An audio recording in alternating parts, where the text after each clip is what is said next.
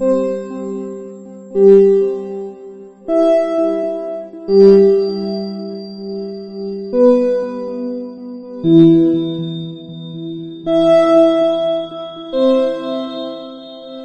we're going to be talking about your dementia. Okay.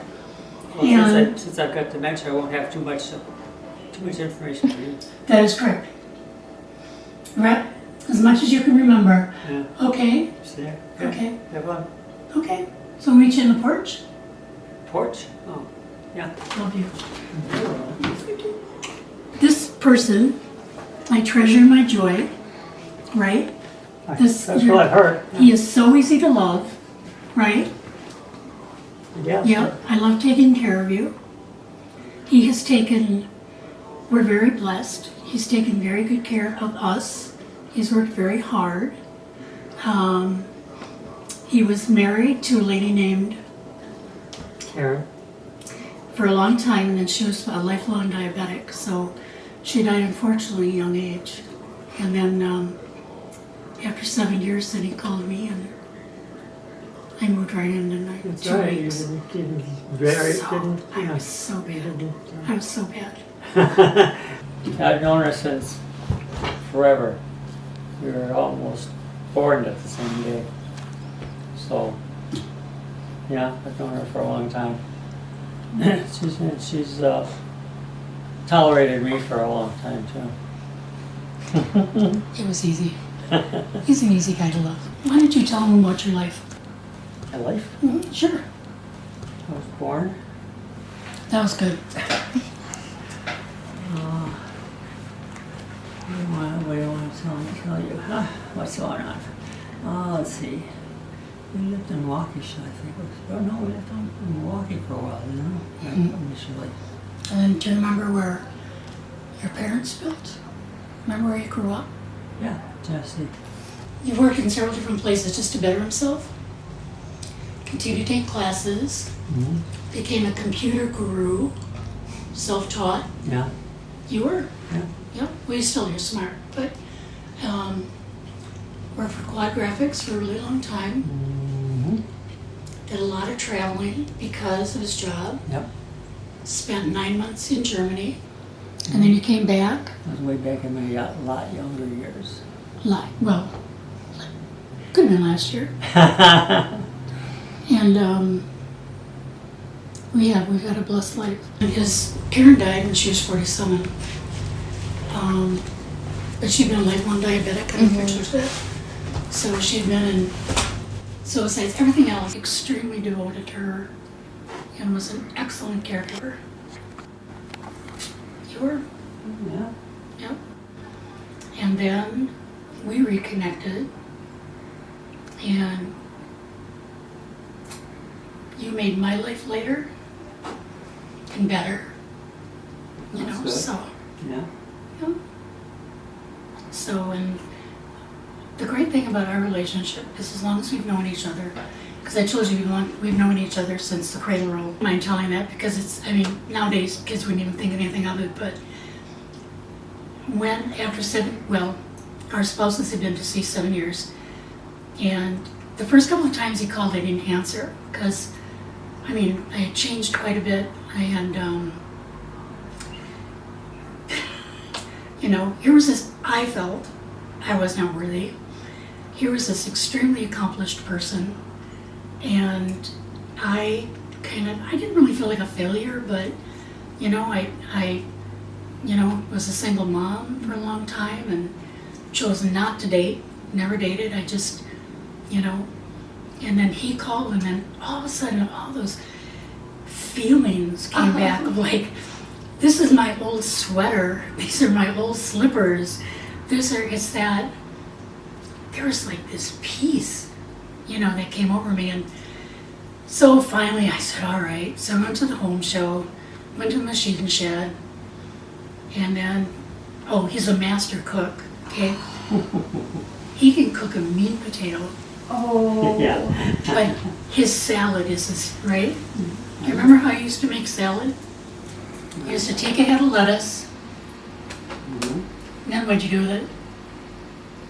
Held it over the sink with a bottle of dressing. Yeah. And there we were standing over the sink, eating our salad, Oh. and he said the house was really different than Was it the same house here? the same house, but he remodeled everything. He wanted to make it, this is the house that he bought with Karen back in 1982. Oh, okay. Because of her diabetes, she wanted to be closer to her mom. And Beth was in grade school at the time. So anyway, so this was their house, but everything was Karen's. And so he said, what can I do that this would be our house? So we started planning on that. And then, but this is my dream, this is where I'm gonna die. This is my dream come true. This was our wedding, this is the church we grew up in. His wedding ring was actually his dad's. So, yeah, this was 1936, but our wedding it was decorated for Christmas. It was us, our minister, and our two witnesses. This is his first wife, Karen. And then, because someday he's going to be calling me her, and I also knew her in high school, so I kind of knew what she was like, and it was her, she was an only child, but it was her mother, Jeanette, that when David started dating me, just kept saying, you were the best thing for him, and I am so happy. A wonderful picture of Papa with the 4 girls, his girls. How did you feel when you got diagnosed, though? Here's what it was. Didn't bother me much any. No? It was still there. I don't think there was any fear. It wasn't like you were going to get stabbed or something. It's just little things that either you couldn't do anymore or, you know, stuff like that. It's the little stuff that keeps you going every day. My next project is going to be trimming this tree down. Just stuff like that. It's hanging around that I'll work on when I get the opportunity. It's something I know I should do. Just haven't gotten it done yet. So you like to do little things around the house? You can. Yeah, whenever she tells me to. Oh. But you're very good at vacuuming, Oh. Yeah. putting away the dishes, getting the mail. It's not hard stuff to do. It's not hard stuff, but Yeah. those are your jobs, so you do them. His attitude of it is what it is, like if you've never become agitated or frustrated when you haven't been able to do something. Not normally, no. You know, it's like, okay, I can't do it anymore. Initially, when you get a diagnosis, you gotta drop the denial and get yourself prepared. Did I give you that name? I think Tipa Snow. She is the guru of the Alzheimer's. I went online and there's another group that I just joined, Dementia Success Path. Online, there are online workshops. There are so many things out there, but you have to do what's best for you. So this one I really like. The other thing is make sure that you get in place all your directives. You know, while your person is still lucid, is all of our legal stuff.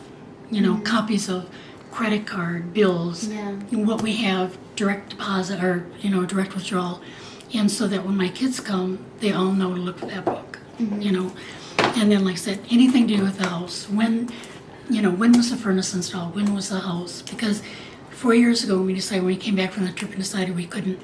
And like I said, we've been very blessed, and David has been extremely, extremely good with his finances. I was particularly blessed with someone that was willing to say, okay, I can turn that over to you. Yeah.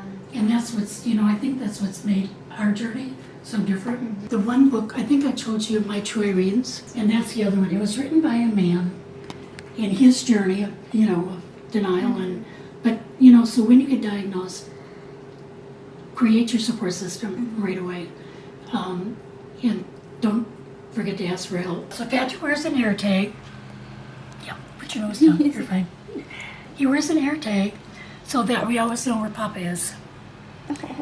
So then, if they've been a little bit longer, I can just whip it up and I know in the neighborhood where he is. This is similar to an air tag. Oh. but it's like, it's only the size of a credit card. And then again, I can go on my iPhone and then find my, Oh, it connects there. it's right there, yeah. And then I just wanted, so I mentioned that, but that's why I said, so we're changing out all of the hardware to make it nice and shiny so it's easy for David. One of the things that we're doing is we're replacing all the hardware in the house. So David actually put this one back up.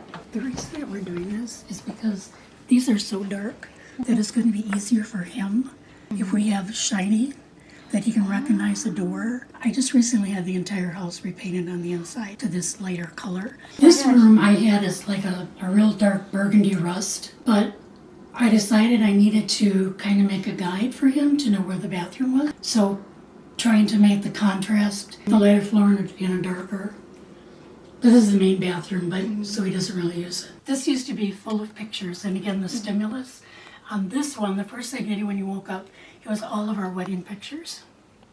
So you wake up and there's like colors and brides and grooms and, you know, and I thought, oh, maybe that's not such a good idea. When I was driving with David, what I found is, like you said, their perception is one of the things that goes. So their world will eventually come down like they're looking through two toilet paper rolls. Whatever they see is going to be directly in front of them, and that'll be it. So anyway, but that's why with David, there was no sense of, you know, speeding, going through red lights, turning on the left, red when it was red. Just in, what was he was following another car, and it's like, no, why would you do that? And I was just like, well, I'm just trying to keep up with them. And I said, but they're speeding. But it's like, well, if we get caught, then we're both going to get caught. And it's like, no, it's time to, and your reflexes, you know. So like I said, with the dementia, it's going to affect your eyes, which when I go out, I'll, you know, your sense of smell, your sense of taste, you know. And so it's really hard, is like trying to cook for him. Nothing tastes good. So rarely do we go out to eat, you know, and now, and also because he does have cancer, you know, that's another thing that we're going against. When David was diagnosed with dementia, I said, I'm not keeping this a secret. I wanted everybody to know, because if it's a personality change, if he's doing something strange, people need to know that this is what he's going through. So I've got a wonderful support system. Like I said, I like to call my village my tribe. We have neighbors that if they see him leave the house, they watch. And like, he's starting to fall a lot. And we were supposed to leave for, and we did, the end of May for Tegan's graduation. He walked Patrick in the morning, he came back and he said, I'm really sore. And I said, are you okay? And he goes, yeah, I think I am. I get a phone call from the neighbor saying that he had fallen. And I said, well, do you think you're okay to fly today? And he said, yeah, but I don't know. 6 broken ribs. 6. And he has such a high pain tolerance that, you know, with the cancer, it's really hard. And, because of the dementia, we've decided not to treat the cancer, because he can't participate in it. He can't tell us when he's feeling bad. So we withdrew all the treatment. He's happier, he's stronger, you know, he's able to do more things, so it's great. Letting go of the person that you knew and learning to love, and he is really easy to love. And learning to love a brand new person and getting to know that, you know, just like we were back 60 years ago when we were in high school, getting to know that person all over again. So when I initially put this fake plant here, I had it turned like that. I came down and it's like, yeah. And he's become obsessed with fans and clocks. So we have a lot of clocks. Now, why we have a washcloth? Don't know. Why we hang our hat here? Don't know. And then these particular tools? Don't know. And again, he's got his clocks and And this, why he took it out of one of my plants upstairs and decided he was going to put it in his cup. You know. But see, this is also one of those really cool things about, it's not really a challenge for me. It's just, I think it's so interesting. And why we have his drill here, no idea. But that's okay. He carries doggy bags wherever he goes. This has become a godsend, a spinner. Because when we are, you know, when we're in church or a movie, you know, he'll just sit and play with us. Like with David, with the tool thing, it's just, that's who he is. His mind is constantly going. You've probably heard, now, when we were diagnosed, the things that came to me is getting lost in the car, making lists for everything, which I originally did, okay, that when he pulls this out, you know, his socks and his belts, his underwear, and then his pajamas. But it's better to put a picture of a cup, a picture of a plate. There are 35 steps to making a sandwich. 35 steps. So can you imagine a person with dementia? Oh my gosh. Forgetting? You know, it might, and I'm not saying, like with David, we don't know. He, you know, wouldn't even be able to find the bread. When you go home, try this, you know, making a sandwich. You know, you start with the bread wrapper, getting it out of the wrapper, putting it on a plate, you know, and with the peripheral vision, it'll probably end up on the table. I'm 79 years old. I've been doing laundry for a really long time. Okay, I pride myself in you know, well, he was supposed to change this today, but he didn't. I pride myself in having nice, neat drawers, right? Well, I came up a sock short. I was like, where on earth could this sock be? Ta-da! It was in here. So why, after weeks, would a single sock be in there? Don't know.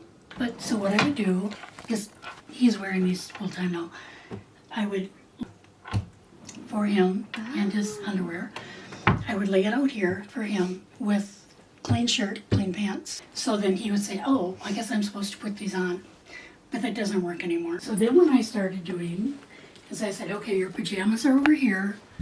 Well, and it worked for a little while, but it doesn't work anymore. He recognizes them as his pajamas. But now, last night he went to bed in his clothes, and when he got up this morning, he had his pajama top on. So, like, I think I was supposed to put those on. Okay. This was like, oh, there's another set of pajamas. He would look at this and be overwhelmed and overstimulated by what he had there. I mean, he's got probably 3 times more everyday shirts than this. So then I decided what to do is put less in there. So now when he comes in, okay, he's got just a couple. And then touching things, he will always go to something that's very soft and warm. Like his cotton shirts, even during the summer, whatever is soft, and his flannels, because the touching is very soothing to them. One of the first things that, like I said, I wish I had a timeline for you, because in 2018 is when I started noticing a change. That's when he was also diagnosed with cancer, and it's prostate cancer, and the way they treat that is to hormones. So the doctor was dismissing it as pregnancy hormones, saying, oh no, he'll be forgetful and whatever, that's just part of the treatment. You need to be an advocate for your person, so, because what happened is that, well, I can tell you the exact moment in 2018 when I realized that there was a problem, a big problem, and that's where we were in Minnesota. We were looking at this venue for Peyton's graduation, and my son has part ownership in this sports bar. We were standing there, and David said, how come we've never been here before? This is really a nice place. We had been there multiple times, because Nathan being the owner, you go, you know. And that's when, and we were with my daughter-in-law's parents, and her mother just kind of looked at him, And I thought, oh, she caught that too, you know. Oh. And so then I started, and David himself decided back in 2010 that it was time to retire. Mm-hmm. What he wasn't telling me is that he was having to make more notes. He was a project manager. This is 2010. Yep. Okay. And so they say that Alzheimer's can be a journey from 2 to 20 years. Wow. So you really don't know when the diagnosis comes. So that was 2018, so then in 2020 then, I had about enough. I was making a list. Mm-hmm. So I had, trying to get into a neurologist takes years sometimes. With the medications they have on now, you have to start in early stages. We knew we were beyond that. And oftentimes they'll have, dementia patients will have a combination. And so it used to be we had, vascular dementia, moving into Alzheimer's because that's what we were told. But the last few weeks I've really been looking more into vascular dementia. There's multiple kinds of dementia. But I really think that David, what he's experiencing and showing, is more vascular. One thing with dementia that they have a hard time finding words. Mm-hmm. David is a master at word definition, or I'll say, oh, what's the word I'm looking for? That's what I said, he's so brilliant. Dementia, it's not like a death sentence. You think, this is going to be a wild ride. And I think that's, we've just, I want to say embraced it, but we faced it but this has always been David's attitude. When I was diagnosed with cancer, and, that was the same thing. It is what it is, what are we going to do next? And so, that's always the way he's thought. And so, now I'm doing it to him, but, for him, that's like, okay, it is what it is, and this is the man that like I said, I chose to love and I will love until the day I die. Just get yourself prepared. Don't, skip the denial, say, okay, fine, what if it is? What if you don't want to say, well, it's not Alzheimer's? Well, what if it is Alzheimer's? What are we looking at? And like I said, it could be 2, it could be 20, and then start really thinking about, when did we first notice this? When was there a change? And then you realize, my person has had dementia for probably 10 years before we got to this point, because right? Could be, yeah. In our story, I feel that I've got the best of the best. That I have this incredible man that is gentle and kind and thoughtful. And that's who you are, that's your personality. And it's not, I don't think it's going to change. So when people talk about being angry and agitated, but we try to keep our life quiet. We kind of know the little things that'll trigger you. So we avoid those things, like, I think the first time I criticized you and you kind of looked at me with those sad puppy eyes and I realized how hurt you were, that I was like, well, I didn't really need to criticize him. I didn't need to point that out because you already knew it. So, but I think that's just continuing to be kind to each other. Right? Yeah, that's correct. Yeah. What do I like to do for Robin? Keep her smiling. Yeah, it's always a big thing.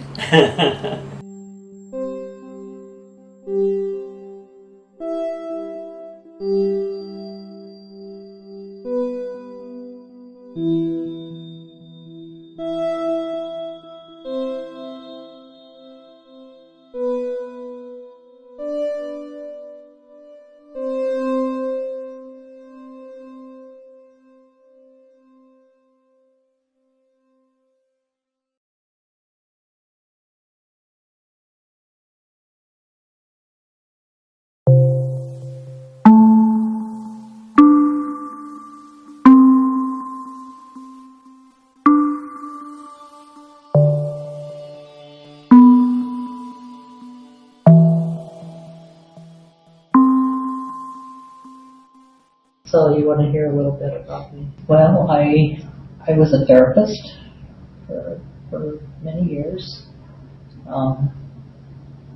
in private practice, and I taught mindfulness meditation.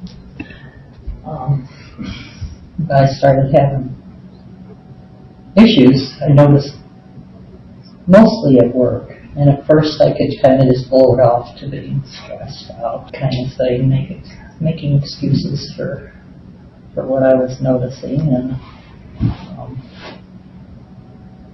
but then it got to the point where I could no longer just write it off for stress.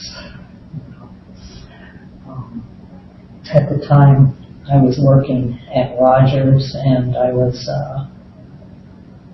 the lead therapist running an IOP group, so an intensive outpatient program for people who were dual diagnosed, so mental health and substance abuse. And I noticed when I would be writing on the board, we did a lot of processing, and I did a lot of teaching and that sort of thing. But I was having trouble spelling words, and I was pretty good at covering for myself and making fun of myself. I've got a master's degree and I can't spell, and everybody would laugh, that kind of thing. But then I started forgetting people's names in my group, and that really bothered me and embarrassed me. And I started forgetting how to do things on the computer that I'd been doing for years. I would forget what I was saying while I was saying it.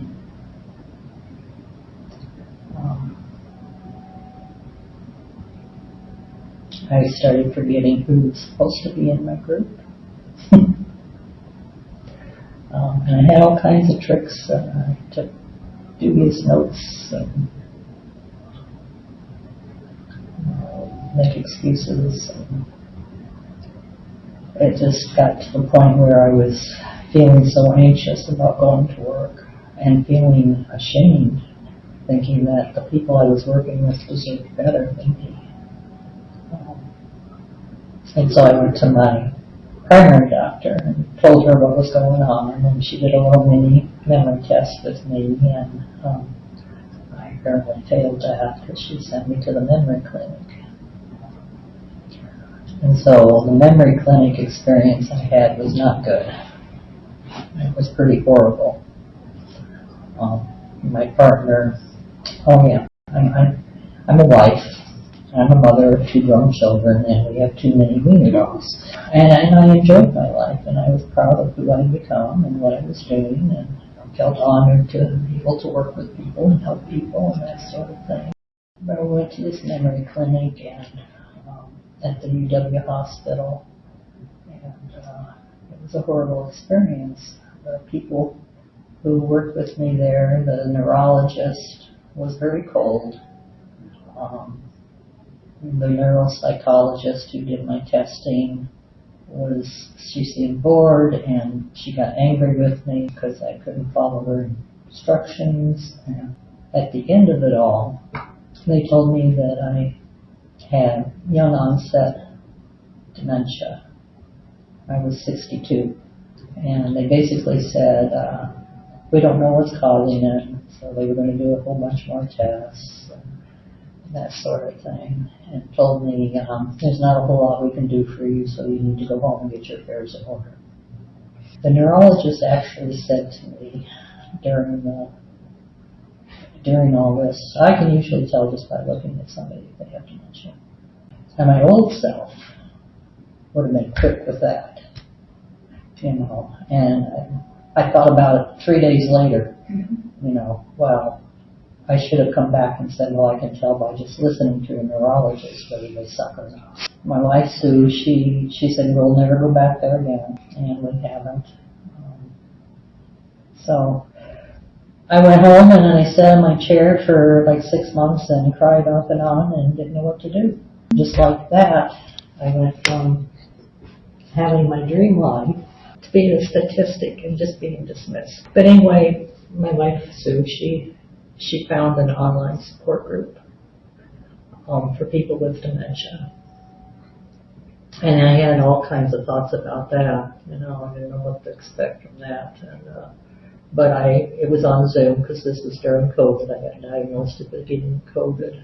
And I went on the Zoom group meeting, and there were all these people laughing and talking and saying what they've been up to and that sort of thing. And I thought, well, heck, I can do this, And so I got involved with this group, and they even had me doing a meditation through the group every week. And someone once asked me, what was my purpose now that I have dementia?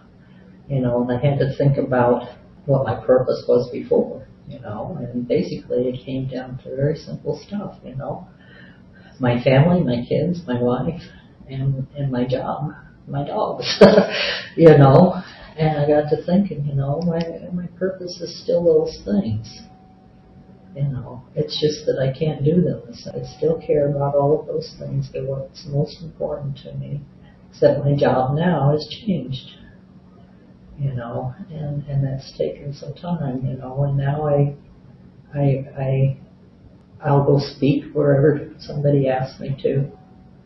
My purpose is to advocate for people with dementia, to be a voice for others who no longer have their voice, or their words, for as long as I can. Try to educate and the stigma, address the stigma.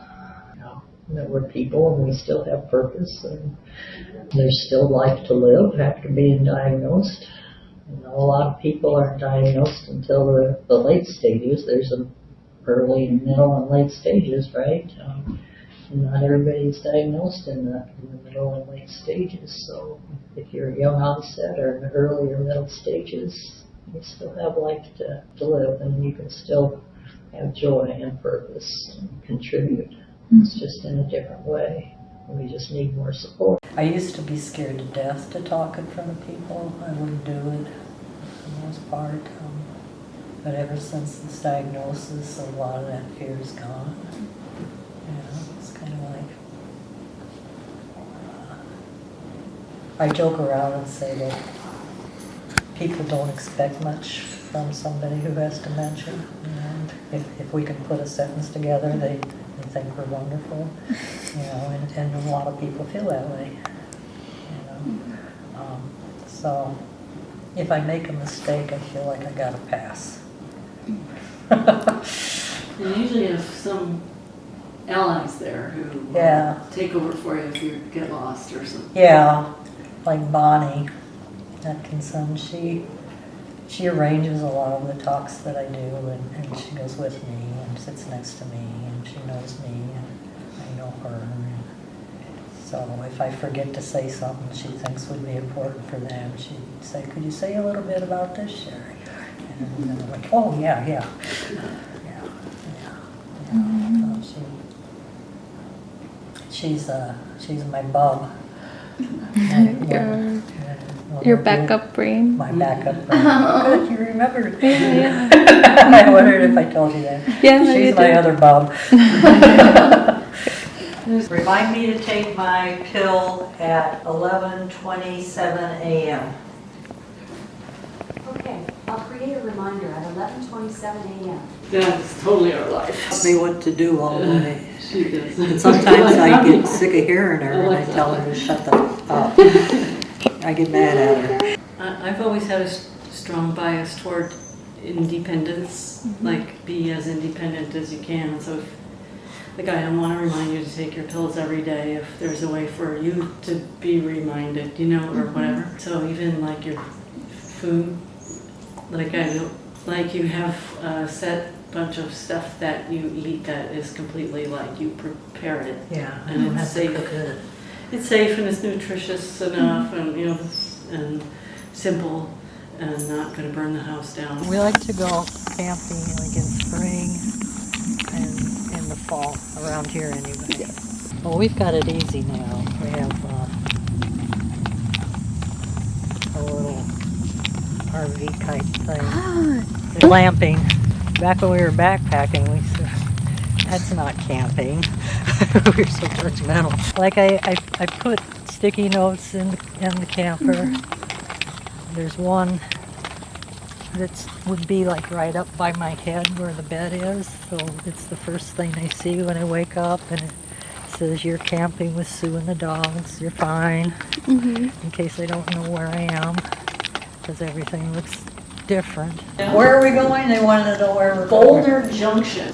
What's the name 4 of the hours straight. campground? The travel for me wouldn't be to go to Chicago or San Francisco or whatever, but to go to nature. And yeah, it just feeds the spirit so much. I think historically we do good under pressure. So traveling puts us in our best space, coming together under pressure, the right amount of adrenaline, I think. Yeah.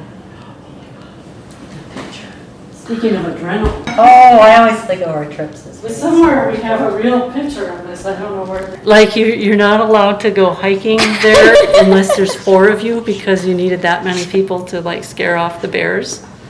So we were being histrionic on purpose. I have like what I call a memory room upstairs. I can show you that. It's where it's like my art room, and it has things from my entire life in it, photos, stuff, and pictures of my kids and things. And it's a nice place to go if I'm feeling old. Sometimes I'm not doing well, and it's best that I just leave. The tree from India, look how big that tree is. And this was a rafting trip that we took, like a 2 or 3 day rafting trip. I think that was out on the west coast somewhere. This is Panglong Lake. It's on the border of India and what used to be Tibet, but now China. This is 18,000 feet in the Himalayas. All these monkeys surrounded us. They made a circle around us. That's dangerous. We knew what to watch out for, and so we slowly reached down and picked up a rock each, and they knew what that meant. And they all left but this one, and this one followed us for a long time. It had a good distance, so I finally just took his picture. I'm big on rocks. Every place I go, I pick up a rock that kind of speaks to me, and I bring it home. Takes a lot of time and energy for rocks, you know, to be, and so they're full of energy, I believe. Oh, that's a picture I drew. That's a self-portrait of Sue and I. This is from a client that I had. Oh. It's a little finger puppet, yeah. And she gave this to me on her last day seeing me, and said, she goes, "I know it's silly, but it reminded me of how squirrely I was before I came and saw you." Oh. So I've kept that. And this is from Ireland. Krista brought that. My daughter brought that back from there. And this. Everything in here is. She made this for me when she was young. Oh. It's a self-portrait that I drew like 6 months after being diagnosed of what it feels like to have dementia. And it was hanging in the governor's mansion for the past 3 years. Wow. She wanted it. Kathy Evers wanted it. And what it represents is, someone said it looks like an exploding head. I said, no, it's not an exploding head. It represents bits and pieces of me floating away. I used to have really short hair. I don't look anything like this anymore. I took a picture of myself, and I used that to look at, and then I drew the head, and this is just like, oh, I don't know the words, and I don't know, I just did what felt right. I don't know how to explain it.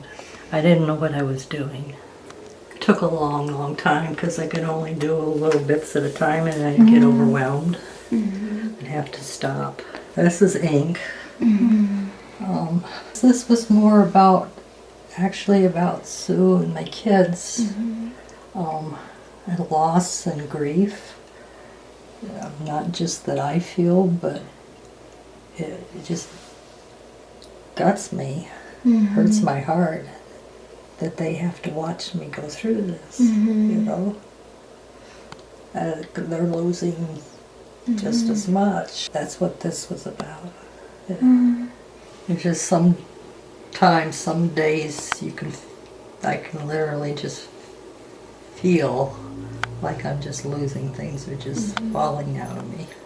Even in my neighborhood, I was getting lost. And it occurred to me one time when I was feeling all panicky because I was lost that I put a color to my breath, whatever seems calming in the moment, you know.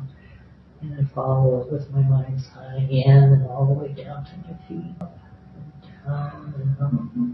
And after, when you watch your breath going from the top to the bottom, you get a rocking sensation. And we've all been rocked. And that's in our bodies, remember all of our experiences. So it's just a natural way to calm and soothe yourself. And so I would do that until my breathing slowed down. I would open my eyes, and sometimes I wouldn't know where I was. Not always, but even so, if I didn't know where I was able to think clearer. You know, Sue has on my phone, I just push home, and it shows me how to get. And I have an air tag that's on me all the time. I didn't know that much about dementia until I got diagnosed with it, you know. But when you think about dementia, you think about all the commercials that you see on TV of, you know, older people, you know, sitting there holding a doll or drooling or something like that. Those were the images that came to my mind. That's going to be me. And it might be me. I don't know.